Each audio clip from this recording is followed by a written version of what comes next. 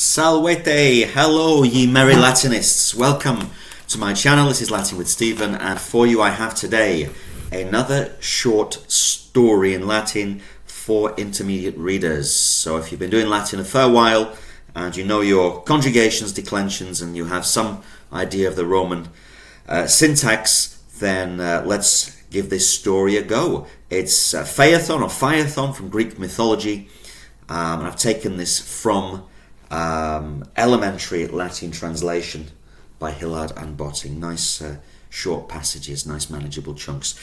So I shall divide this text into, I think, 3 sections, and I'll put a section at a time on the screen, pause it, see if you can translate it, and then unpause it and listen to me as I run through and explain it, and hopefully that will be helpful to you. So here we go with Phaethon. First section of the text should appear on the screen. Alright, hopefully you paused that and you've had a good translating. Let us first read the Latin together. Phaethon, solis filius, a patria olim petivit, ut sibi liceret unum diem solis currum per caelum agre, quod cum abillo concessum esset, magno cum gaudio puer currum ascendit. Gravissimas tamen poenas audaciae per solvere coactus est. Right. First section there. Let's go for it, guys. Let's translate this. So Phaethon, solis is your genitive, Filius solis, son of the sun god. A patre olim petivit. He asked. Basically, he sought from his father, he asked of his father, olim once, ut, that, sibi liceret, so ut followed by imperfect subjunctive. Sibi means to himself, the person who's in charge of the main clause. So this is Phaethon asked that to him should be allowed, literally, from the verb licere, impersonal verb. Ut sibi liceret, that he should be allowed. Unum diem, accusative space of time, for one day. Solis is genitive, currum, accusative, from currus, was a chariot. The chariot of the sun, per caelum, through the sky, agere, to drive. Let's make sense of that. So Phaethon, son or child of the sun god, I'm wondering if we can say Helios here, asked of his father once, ut, that he should be allowed, ut sibi liceret, unum diem, for one day, to drive the carriage, the chariot of the sun through the sky, per caelum. Caelum's a neuter word. Quod, which thing? Okay, this is referring back, this relative pronoun, the neuter's referring back, not one specific word in the previous text, but to the whole idea, the sense of it. Which matter? Cum, when, ab illo concessum esset, cum plus imperfect subjunctive. When it had been, this is pluperfect subjunctive. When it had been conceded by him, by whom illo is the sun god, the father.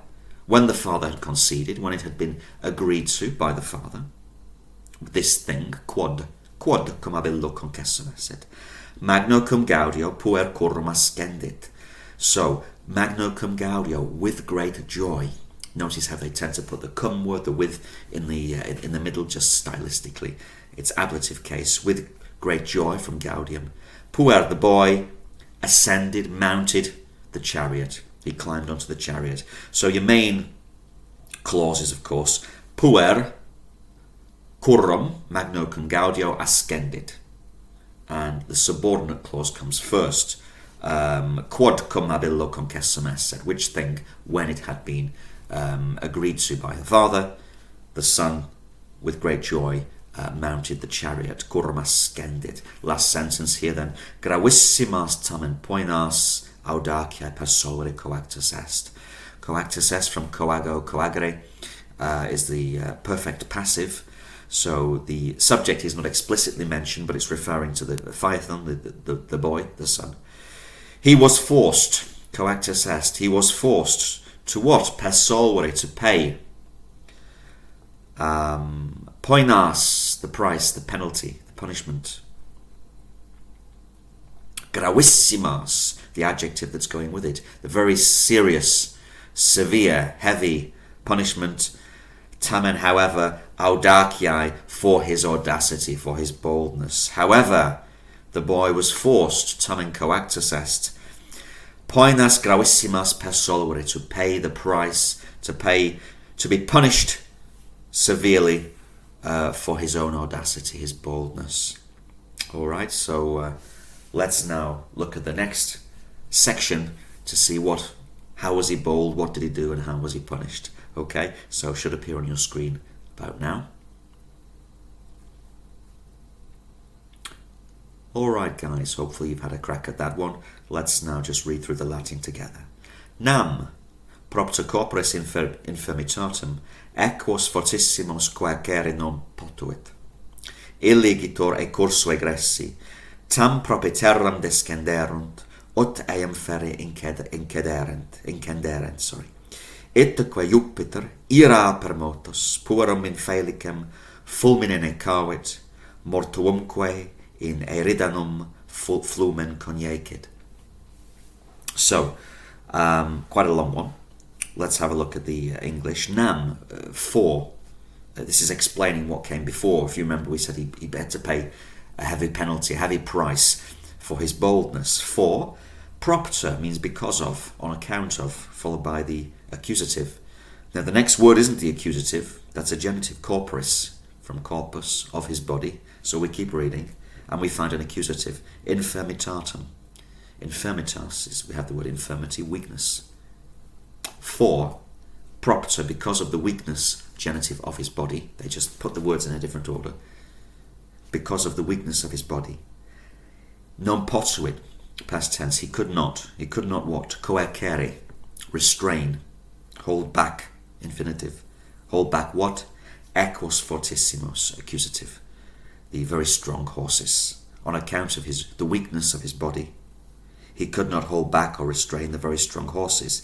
Illi, they, the horses, igitur, therefore, e cursu egressi, e cursu, from the course, the kind of the track that they were travelling, pulling the sun.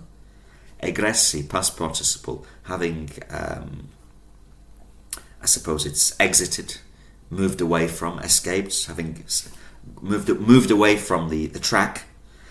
Tam propiterum descenderunt, tam, so much did they descend, perfect tense, propiterum, close to the earth, ut, that's going to introduce a consecutive or result clause, ut plus imperfect subjunctive, eam ferre incenderent, incendo, like incendiary, to set alight, to set on fire, eam's the terra, ferre almost. They, therefore, the horses, having moved away from the course, descended so close to the ground, to the earth, that they almost, ferre, set it on fire, it being eam the terra. Itaque, and so, adverb, and therefore, Jupiter, ira per motus, moved, ira, ablative, by source or reason, moved by anger.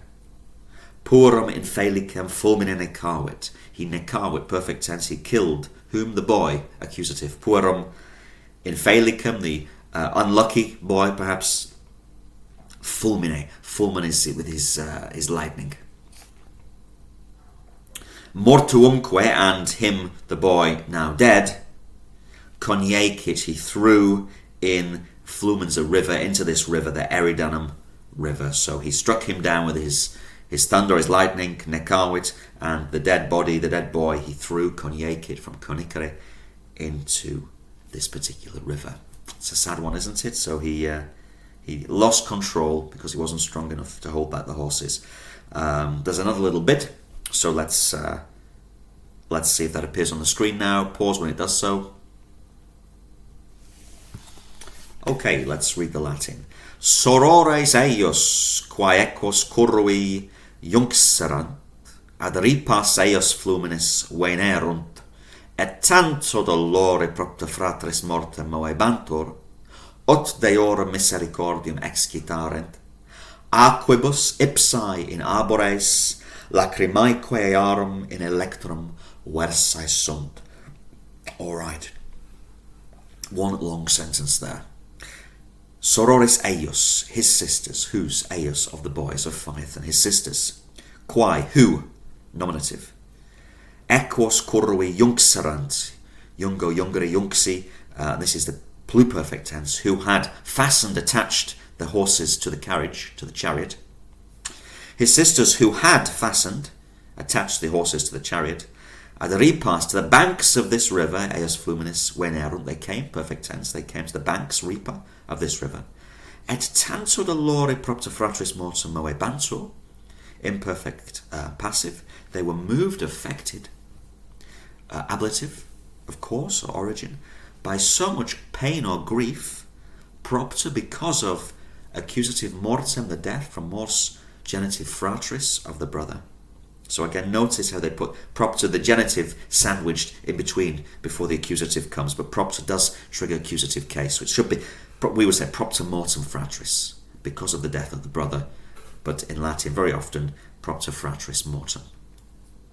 So, let's just look at that again. His sisters, who had fastened the horses to the carriage, came to the banks of this river, and were affected or moved by such grief, tanto dolore, on account of their brother's death, ut that they were moved by such grief that, this is going to be a result clause, consecutive clause, deorum misericordiam excitarent, imperfect subjunctive after ut, that they excited, roused, moved the misericordia, the compassion of the gods, genitive plural, that they moved the compassion, stimulated the compassion of the gods, aquibus, from whom?